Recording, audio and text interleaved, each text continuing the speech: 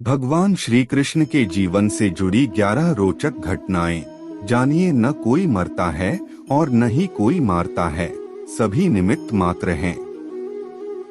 सभी प्राणी जन्म से पहले बिना शरीर के थे, मरने के उपरांत वे बिना शरीर वाले हो जाएंगे। यह तो बीच में ही शरीर वाले देखे जाते हैं, फिर इनका शोक क्यों करते हो। भारत की 7 प्राचीन और पवित्र नगरियों में से एक है मथुरा। मथुरा का महत्व उसी तरह है जिस तरह की ईसाइयों के लिए बेथलहेम, बौद्धों के लिए लुम्बिनी और मुस्लिमों के लिए मदीना। मथुरा में भगवान कृष्ण का जन्म हुआ था। जन्म से लेकर निर्वाण तक भगवान कृष्ण के जीवन की घटनाओं में भरपूर रोमांच मिलेगा।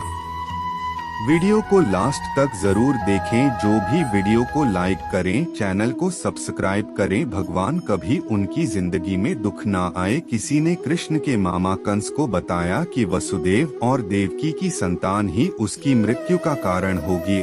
उसने वसुदेव और देवकी दोनों को जेल में बंद कर दिया। कंस उक्त दोनों की संतान के उत्पन्न होते ही मार डालता था। भविष्यवाणी के अनुसार विष्णु को देवकी के गर्भ से कृष्ण के रूप में जन्म लेना था, तो उन्होंने अपने 8वें अवतार के रूप में 8वें मनु वैवस्वत के मनवंतर के 28वें द्वापर में भाद्रपद के कृष्ण पक्ष की रात्रि के 7 मुहूर्त निकल गए और 8वां उपस्थित हुआ। तभी आधी रात के समय सबसे शुभ लग्न उपस्थित हुआ। उस लग्न पर केवल शुभ ग्रहों की दृष्टि थी। रोहिणी नक्षत्र तथा अष्टमी तिथि के संयोग से जयंती नामक योग में लगभग 3112 ईसा पूर्व अर्थात आज से 5126 वर्ष पूर्व को हुआ। ज्योतिषियों के अनुसार रात 12 बजे उस वक्त शून्यकाल था।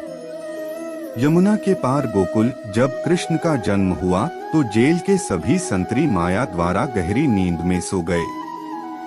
जेल के दरवाजे स्वतः ही खुल गए। उस वक्त भारी बारिश हो रही थी। यमुना में उफान था।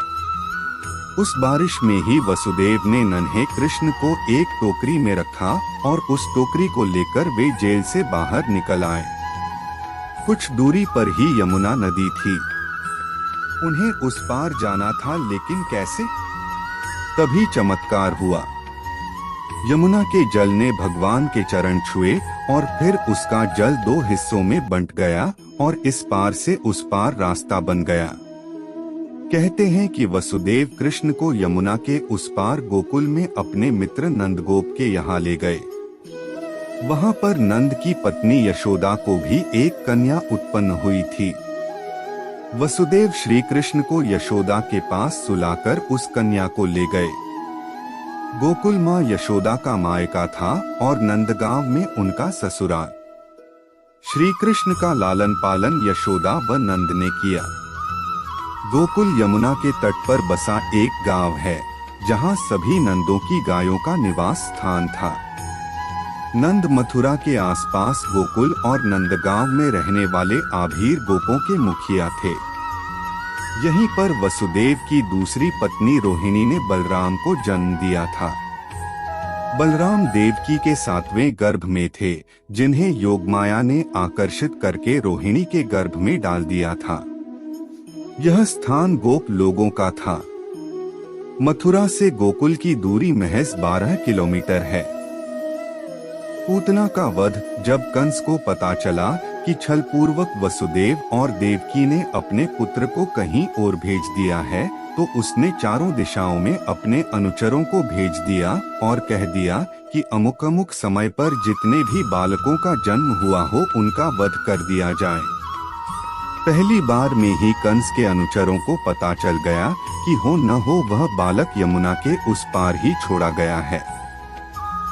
बाल्यकाल में ही श्री कृष्ण ने अपने मामा के द्वारा भेजे गए अनेक राक्षसों को मार डाला और उसके सभी कुप्रयासों को विफल कर दिया।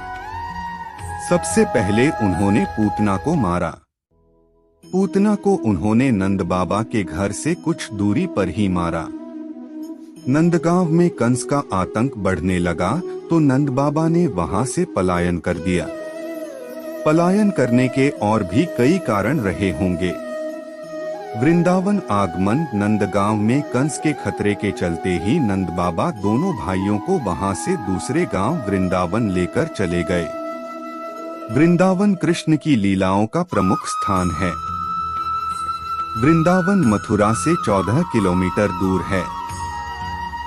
श्रीमद् भागवत और विष्णु पुराण के अनुसार कंस के अत्याचार से बचने के लिए नंदजी कुटुंबियों और सजातियों के साथ नंदगांव से वृंदावन में आकर बस गए थे। विष्णु पुराण में वृंदावन में कृष्ण की लीलाओं का वर्णन भी है। यहाँ श्री कृष्ण ने कालिया का दमन किया था।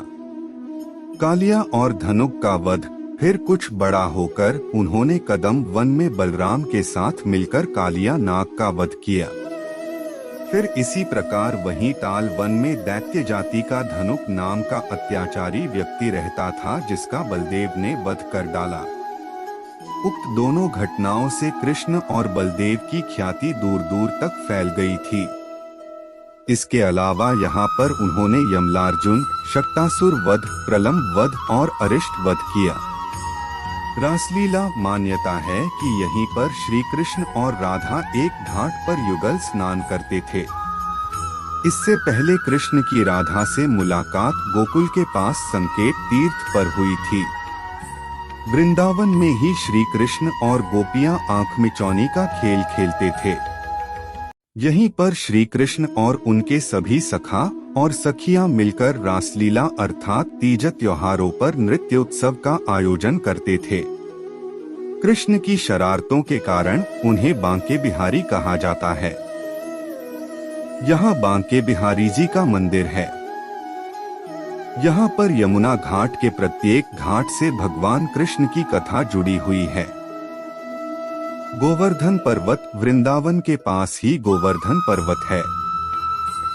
यहीं पर कृष्ण ने लोगों को इंद्र के प्रकोप से बचाया था। उस काल में लोग इंद्र से डरकर उसकी पूजा करते थे। कृष्ण ने उनके इस डर को बाहर निकाला और सिर्फ परमेश्वर के प्रति ही प्रार्थना करने की शिक्षा दी। नंद इंद्र की पूजा का उत्सव मनाया करते थे। श्री कृष्ण ने इसे बंद करके कार्तिक मास में अन्नकूट का उत्सव आरंभ कराया।